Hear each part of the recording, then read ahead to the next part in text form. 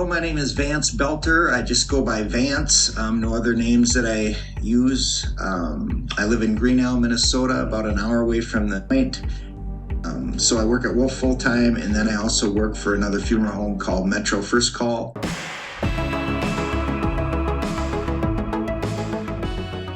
Howdy, y'all. I'm Brylan. Well, we all know how Vance Boelter has been captured now. They found him in a field next to his property. Apparently, he was in the fetal position crying for a while, and he gave himself up and went peacefully. Now, this entire story revolving around Vance Boelter is incredibly strange, to put it mildly. In this video, I'm going to show you basically all the news that's coming out about Boelter, how nothing is making sense. I mean, you're constantly hearing how Boelter is a radical leftist, and you're also constantly hearing how Boelter is a radical MAGA. And so in this video, I'm going to show you what they don't want you to know about Vance Boelter. Real quick, would you consider hitting that thumbs up button? You know, when you like this video, it'll get pushed out to more people, and it would really help spread the truth. So there's been major news coming out about Vance Boelter, that he's actually a pastor, or a former pastor, that has done lots of work in security, but that he was also a Tim Walz appointee. Now, we all know that by now. That's one of the major things that came out, was that this man was appointed by Tim Walz, so therefore he is a radical leftist. Now, I mean, you know, that would make sense. Tim Walz himself is one of the most radical leftists out there. You don't get much more radical. I mean, okay, Tim Walz is a huge dweeb that's controlled by the radical leftists, but a very dangerous dweeb. In the official paperwork of the state of Minnesota, Tim Walz, governor, notice of appointment to Vance Boelter. But Vance Boelter has a past. In fact, he was apparently a Pentecostal pastor that went to Africa and would try to share the gospel with Africans. And when I get excited, quand je suis excité, I want to dance. je veux danser. And what Jesus did for me. C'est que Jésus a fait pour moi. Jesus is God. Jésus est Dieu. Almighty God. C'est le Dieu He puissant. saved my life. Il a sauvé ma vie. I'm excited about God. Je suis excité de Dieu. And I want to worship Him. Et c'est pourquoi je l'adore. Because He's coming again. Now, one thing you have to realize is that it's extremely easy to be a Pentecostal pastor, because you just have to say a few of the talking points that literally everybody knows about Christianity and then jump around and dance and scream, and you're a Pentecostal pastor. So this doesn't legitimize that this man was an actual believer in any way, shape, or form. In fact, this man, I don't think he even knew what he ever wanted to do with his life. He's been in so many different careers. The types of work that he's done for years and years and years has been all over the place.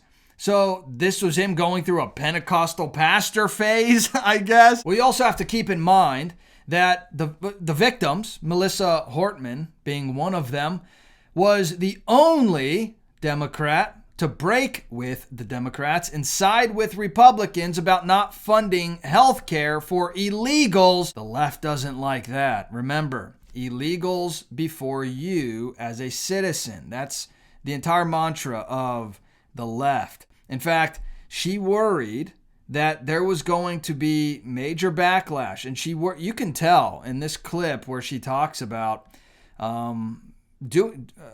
siding with the Republicans and voting no on illegals getting health care. You can tell she sounds worried about it. I know that people will be hurt by that vote, and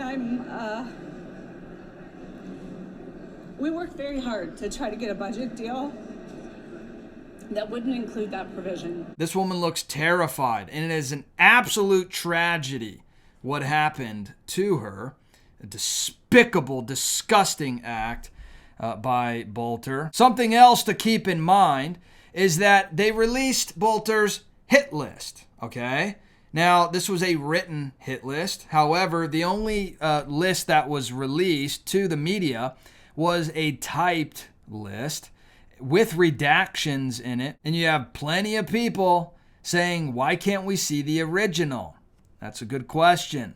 Also, somebody pointed out, no John Hoffman, one of the victims, he wasn't even on the list that they released, which is very strange. But also, one of the mantras of the left is that when a manifesto is found by somebody on the right or who has conservative ties, and they have a manifesto to go along with it, they release it immediately, as soon as possible, to try to prove their points and push for more control and power for themselves. They thrive on it. Well, this is what they said about, initially, what they said about the manifesto of Boelter and the fact that there was a manifesto. And then I'm going to show you what they're saying now. Can you talk a little bit more about the manifesto and what the motivation is? At this point in time, it'd be premature. The question was, is the manifesto and the information that we have received, is their motivations? We are working diligently on that. There's certainly some indications within that, but there's not specifics enough. We have been, this is a very active and fluid investigation. Throughout the day, as you've been waiting, and these teams have been out working out in the field, and they have been gathering more documents and information. So it would be premature for me at this point to really say exactly what the motivation might be from these writings, but we will be continuing to work on that and provide that information when we're able. So, horrible video quality, but you can see that they admitted, this was early on, they admitted that they had a manifesto in hand, as well as recovering many other documents, and they're going through them. This is what was initially admitted by those who were leading this investigation. And this is what happens when they don't like the implications of what is in the manifesto. With respect to the potential motive, let me say this. There's been a lot of press coverage and speculation and discussion of a manifesto. I've seen nothing like a Unabomber-style manifesto in his writings. He had many, many notebooks full of plans, lists of names, surveillance, efforts that he took to surveil and locate the home addresses and family members' relationships with these elected officials. But I have not seen anything involving some sort of political screed or manifesto that would clearly identify what motivated him. But wait a minute. They had a manifesto. Now he's saying that, well, there's not really a manifesto, or I mean, you know, it's got at least not a Unabomber type manifesto, right? So it's nothing. I mean, there's not really, you wouldn't be interested in what's in it. Let me just put it that way. Now, why would they be doing this? Why would they be saying this? We can all guess that this is par for the course. They're going to try to hold on to this information as long as possible. And it's kind of funny because when you look back at when there wasn't really all this information pointing to who Boelter really is, well, Tim Walz wasn't afraid to say exactly what this was all about. But now that they have his manifesto, they have no idea what it's about. There's nothing in the writings that point towards why he would have done this. This was an act of targeted political violence. Peaceful discourse is the foundation of our democracy. We don't settle our differences with violence or at gunpoint.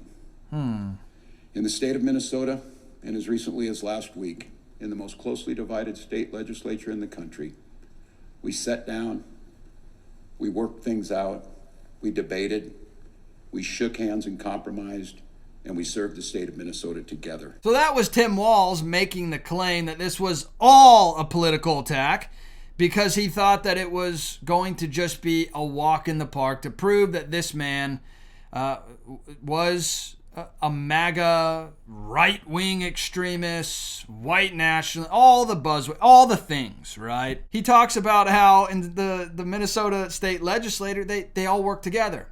Democrats, Republicans. This is a man of the people. He works together with the other side. They shake hands, work it out, and find something to compromise on and say, hey, it's for the people. Oh, and then there's the other Tim Walz. Called out on this because I called Donald Trump a wannabe dictator. It's because he is. It's because he is. Oh. The governor's being mean, and the governor's speaking out on that. Well, maybe it's time for us to be a little meaner. Maybe it's time for us to be a little more fierce. Because we have to ferociously push back on this. And again, I'll speak to my teacher colleagues in here. The thing that bothers a teacher more than anything is to watch a bully, to watch this bully and to stop it. And when it's a child, you talk to them and you tell them why bullying's wrong. But when it's adult like Donald Trump, you bully the shit out of him back. So this was Tim Walz not too long before he went on and is saying that he knows exactly why Boelter did what he did. It was a political attack. And, he said it with such conviction. He knows exactly why Boelter did this. And he is just, he works with the other side every day. In fact, he is a shining example of compromise. Until, it doesn't work out in his favor. And then he just says it like it is, how he really thinks to bully the people that you don't agree with. Now, there's also his alleged roommate here, the Papa John's worker that did a few interviews. And during those interviews, he admitted that Boelter was a MAGA. He liked Trump. He was all the things, right? This man said that he was an ultra-conservative. He'd be offended if you thought that he was a Democrat. Basically, this man said everything, literally everything on point, almost like it was in a leftist script or something. Well, everyone's calling him a Democrat. He's not a Democrat. He would be offended if people called him a Democrat.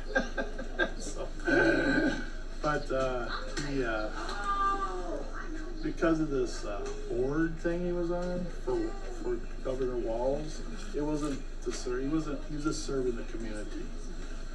But did he ever bring up the senator or the representative who were targeted? Like I was saying, no, he never talked about that. I didn't know. I didn't recognize her. Any politicians he mentioned?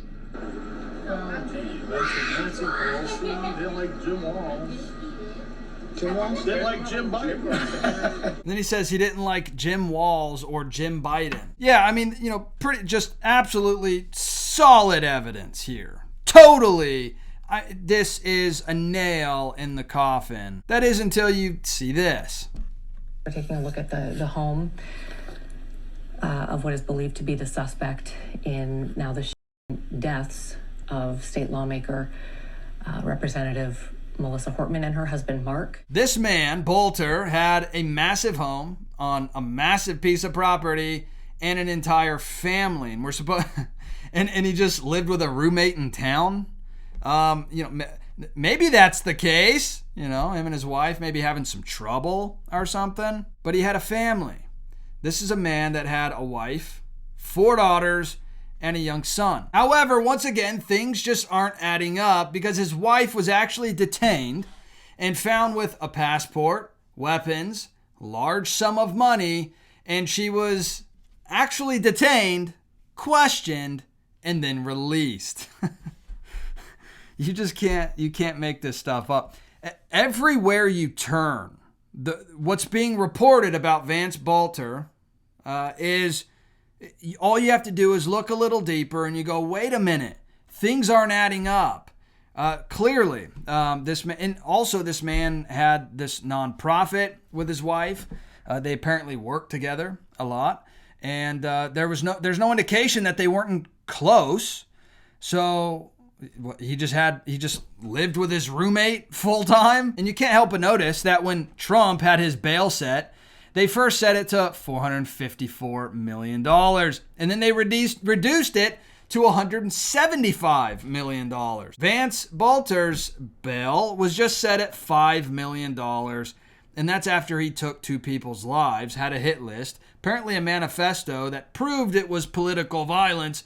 And now they suddenly don't have that manifesto. But if you can't see that the powers at be are controlling everything, and you're just supposed to go along for the ride, and when things don't make sense, you're supposed to cover your ears, close your eyes, and scream so that you don't actually understand what's going on. It's better that way. Ignorance is bliss. Proverbs 19 tells us this in verse 2, desire without knowledge is not good. No matter how well-intentioned you are, if you are ignorant, then it's not good. You can have the best desires in the world, but without the knowledge to back it up, not a good thing.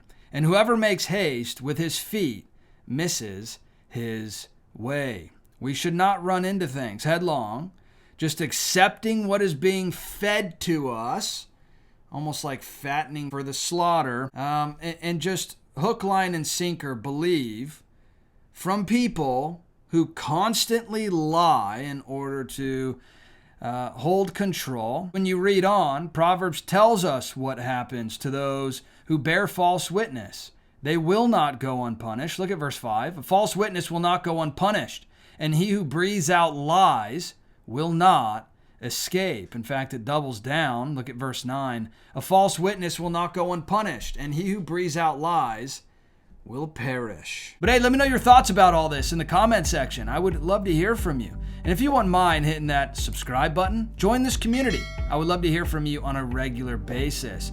And please hit that thumbs up button as well. You know, when you like this video, it'll get pushed out to more people, and it would really help spread the truth. All right, I'll see you in the next video. Bye.